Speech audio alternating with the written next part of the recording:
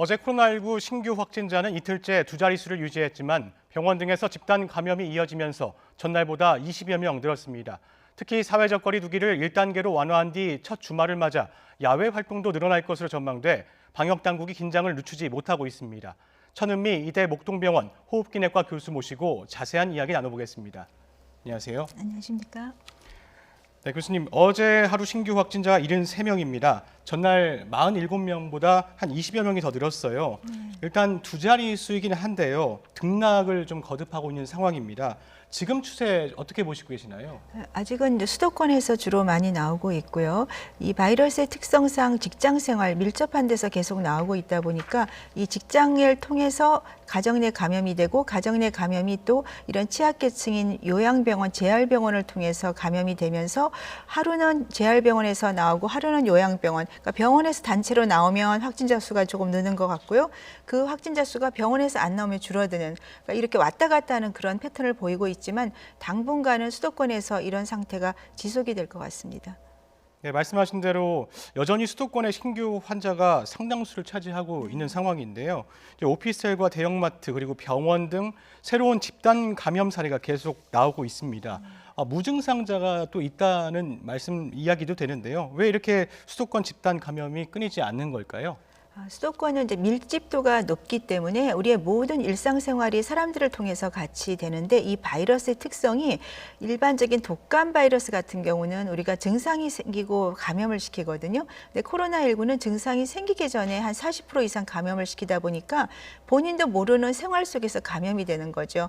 그러니까 지방 같은 경우는 밀집도가 낮지만 수도권의 밀집도가 높아서 이러한 무증상 감염자에 의해서 직장 내 감염이 지속이 되고 그것이 이제 병원이나 취약계층까지 퍼지고 있어서 특히 이렇게 지금 지속이 되고 있다고 생각합니다. 네, 수도권에서 확진자가 이제 등락을 계속 거듭할 수도 있다 이렇게 말씀을 해주셨는데요. 경기 광주의 한 재활병원에서는 간병인과 환자 등 모두 32명이 확진 판정을 받았습니다. 접촉자에 대한 검사가 아직 진행 중이라고 하는데요. 240여 명 정도가 검사를 진행하고 있다고 하는데 확진자가 더 늘어날 수도 있는 상황입니다. 이건 어떻게 감염이 처음에 이루어졌을까요? 간병인을 통해서 16일 날 진단이 되셨고 그다음에 하루 만에 이렇게 거의 30명이 넘는 분이 확진이 됐습니다. 부산의 요양병원과 마찬가지로 이 경기 광주의 재활병원을 보시면 이렇게 취약계층이 많은 곳의 병원에서는 한 번에 많은 분들이 나오고 있습니다. 그 이유가 이런 분들은 본인의 표현이나 의사 표현이 안 되시기 때문에 밖에서 봐서 고열이 나거나 증상이 심할 때 발견을 하시는 거죠. 그런데 대부분의 감염 원인이 이런 간병인이라든지 외부의 출입자에 의해서 생기게 됩니다. 물론 간혹 의료진도 있지만 의료진은 그래도 비교적 마스크 착용이나 그런 개인위생을 잘 하지만 이 간병인들 경우에는 여러 사람을 같이 간병을 하기 때문에 손 씻기라든지 그런 것이 잘 안 되고 마스크 착용이 안 되면서 여러 사람한테 감염을 시키는 거죠. 그러다 보니까 늦게 발견이 되는 그런 문제가 있어서 우리가 이 코로나19는 점점 감염력은 높아지지만 사망률은 전 세계적으로 올라가지는 않고 있습니다. 그 말은 젊은 층을 통해서 감염이 많이 되기 때문에 우리가 중점적으로 고려해야 될 부분 이런 취약계층의 고령자, 기저질환자가 있는 곳에 대한 그런 집중적인 관리가 필요하다고 생각합니다. 네, 외부 출입자 감염 가능성을 이야기해 주셨습니다. 방역 당국이 다음 주부터 수도권 요양병원 등 고위험 시설의 입원자와 종사자 약 16만 명에 대해서 전수 검사를 할 계획이라고 밝혔습니다. 이 정책은 효과가 있을까요?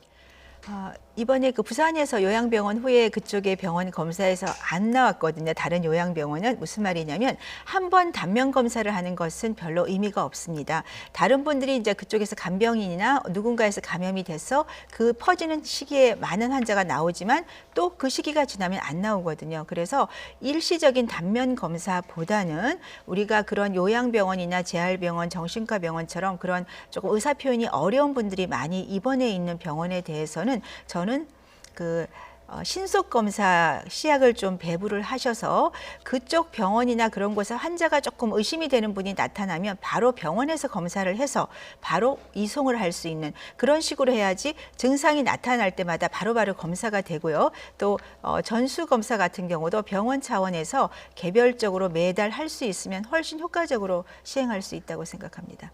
네, 요양병원에 신속 검사 시약을 좀 보급을 해야 된다 네. 이렇게 말씀을 해주셨는데요. 이 경기도 광주에 있는 재활병원뿐만 아니라 부산의 해뜨락 요양병원에서는 지금까지 59명의 확진자가 나왔습니다. 네. 나머지 환자와 직원 220여 명 일단 음성 판정을 받았는데 잠복기에 있는 만큼 병원 안에서 교차 감염 위험은 여전한 상황일까요? 그렇습니다. 지금 코호트 격리가 되어 있기 때문에 거기 계신 분들은 지금 감염돼서 병동으로 입원하신 분에 의해서 또 N차 감염이 됐을 확률이 많고요. 그것은 계속 지속이 될 겁니다. 그래서 이 코호트 격리라는 것이 사실은 어떤 면에서는 거기에 계신 분들한테는 굉장히 어려운 상황인 거죠. 가능하다면 병상이 있다면 저는 개인적으로는 코호트 격리보다는 이런 위중 환자들이나 고령자들은 병원에 입원을 해서 각자 상태나 그런 치료를 하는 것이 이런 그 차후적인 N차 감염을 좀 예방할 수 있는 방법이라고 생각합니다. 네. 이제 확진 방사선사 전층으로 오가면서 근무한 만큼이 이제 직원에 의한 전파로 이게 추정이 된다고 하는데요.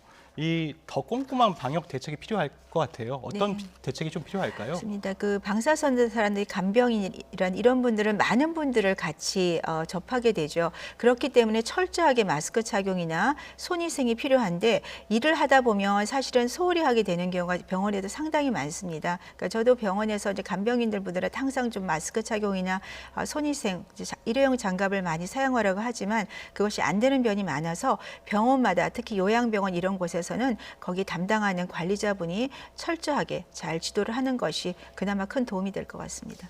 네, 인천 남동구에 위치한 홀덤펍 주점에서도 무더기 확진자가 발생했습니다.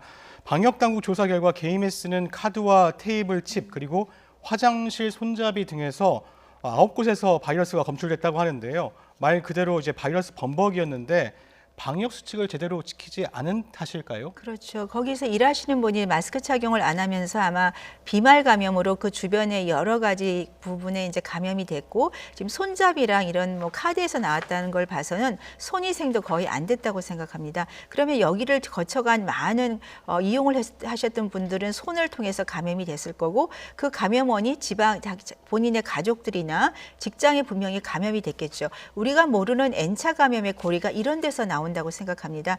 특히 이 장소 같은 경우는 본인의 마스크 착용뿐 아니라 이렇게 소독도 전혀 제대로 안 했기 때문에 아직도 방역이 많이 좀 허점이 있는 곳이 많기 때문에 철저하게 방역에 대해서 조금 다시 한번 돌아봐야 될 것 같습니다. 네, 방역 허점에 대해서도 이야기해 주셨는데요.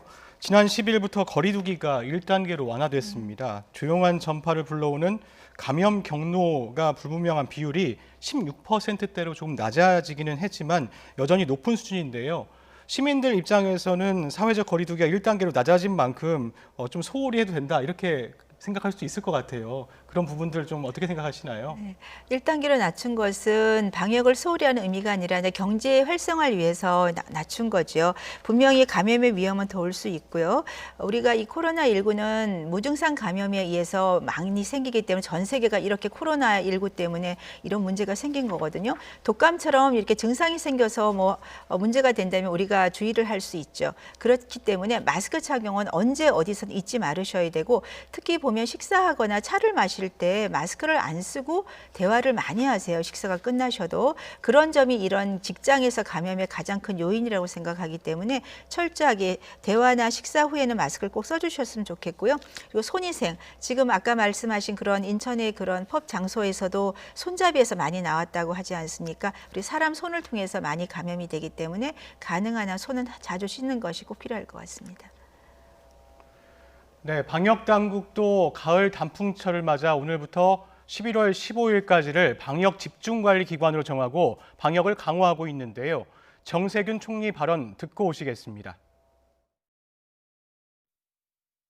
최근에 감염 사례에서 볼 수 있듯이 가족이나 지인 모임 등 조금이라도 사람들이 모이는 곳이라면 여지없이 코로나19가 독버섯처럼 번져나갈 수 있습니다.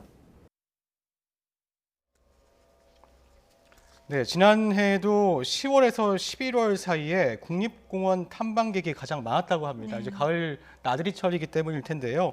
오늘도 많은 분들이 등산 등 야외 활동을 하고 계실 텐데 야외에서 꼭 지켜야 할 방역 수칙 어떤 것들이 좀 있을까요?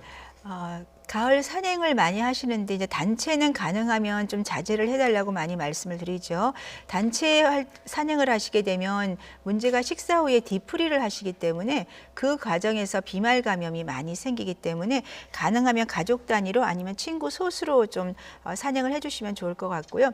산에도 사람이 많이 모이는 시간에는 많이 부딪히게 됩니다. 그렇기 때문에 마스크 착용을 조금 해주는 거 좋은데 산에 올라가면 굉장히 숨이 많이 차요. 그래서 그런 경우에 KF 마스크를 쓰실 필요는 없고요. 덴탈 마스크 정도로도 충분히 가능하시고 또 일반 생활에서도 우리가 호흡이 나쁘신 분들은 굳이 KF를 쓰시지 마시고 덴탈 마스크를 잘 착용하시면 충분한 효과를 누릴 수 있습니다. 그리고 하여튼 산행이나 어떤 모임이 있을 때 뒤에 나중에 술을 드시거나 그런 뒤풀이를 좀 자제해 주시고 단체로 만일에 여행을 하시게 되면 버스에서 좌석에 간격을 꼭 두시고 버스에서도 반드시 마스크 착용을 하셔야 됩니다. 네, 산행 뒤에 뒤풀이나 식사는 좀 자제해달라 네. 이렇게 말씀을 해주셨습니다. 야외 활동 중에 또 가장 논란이 되는 것은 또 집회 시위일 텐데요. 보수단체가 이제 내일 광화문 광장 부근에서 1,000명 규모 야외 예배와 집회를 신고했다가 정부와 그 법원의 불허로 일단 취소가 됐는데 100명 이하 집회는 진행을 하고 있습니다. 이 정도 사람들이 모인다면 감염 위험이 크지 않다고 볼 수 있을까요? 철저하게 방역을 한다면 가능할 수 있습니다.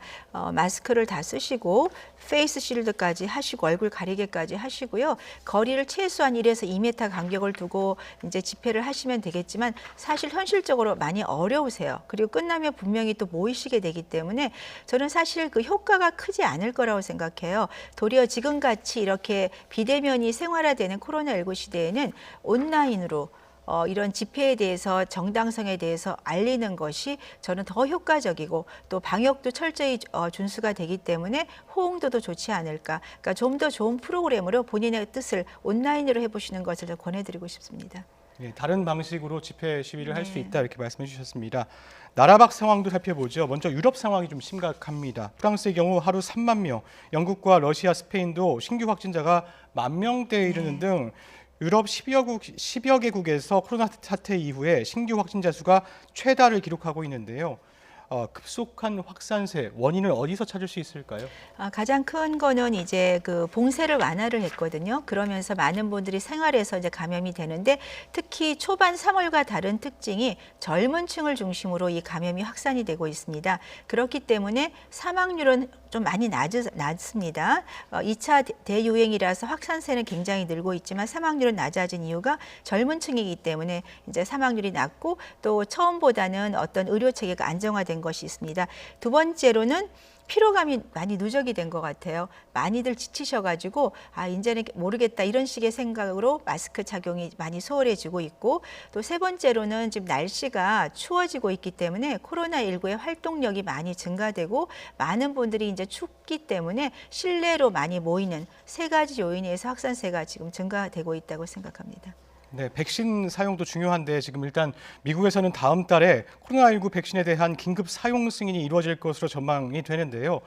이 백신 언제쯤이면 접종이 가능할까요? 네, 지금 미국에서 11월 셋째 주에 Y자에서 이제 임상 3상을 절반 정도를 완성을 하고 절반 정도 임상이 되면 보통 긴급 승인을 요청할 수 있다고 합니다. 그리고 11월 달에 또 모더나 그러니까 2개 회사가 지금 긴급 승인을 요청하고 그러면 연말에는 한 1억 명 정도에 준하는 백신이 개발이 돼서 한 5천 그 두 번을 맞아야 되기 때문에 5천만 명에 대해서 접종이 가능합니다. 우선적으로 취약계층이나 의료진에 이제 미국 내에서 접종이 될 것 같고요. 해외에는 지금 다른 회사들과 협약을 통해서 아마도 내년 3, 4월 정도가 되면 다른 해외 국내도 좀 접종이 가능하지 않을까 기대를 하고 있습니다. 네, 코로나19 치료제로 사용하는 렘데시비르 치료 효과가 거의 없다는 연구 결과도 나왔었는데요. 안전성에는 지금 문제가 없을까요? 이번에 그 WHO에서 아마 발표를 하신 것 같은데요. 지금 코로나19에 대한 렘데시비르 효과에 대해서는 3차까지 마지막 그 보고서까지 나왔습니다. WHO에서 만든 이 보고서에는 12,000명을 대상으로 전 세계 30개국 나라에서 다 모은 거죠. 그런데 이 연구는 일반적인 치료하고 렘데시비르를 쓴 경우를 비교를 한 거고요. 우리가 이중맹검이라는 게 있죠. 무작위 이중맹검이라고 해서 위약군하고 렘데시비르 렘데시비를 쓴 군을 비교를 해서 좀 더 정교하게 만든 게 이제 연구 보고서들인데요. 그 마지막 보고서를 보시면 1,062명 정도를 대상으로 500명씩 나눴습니다.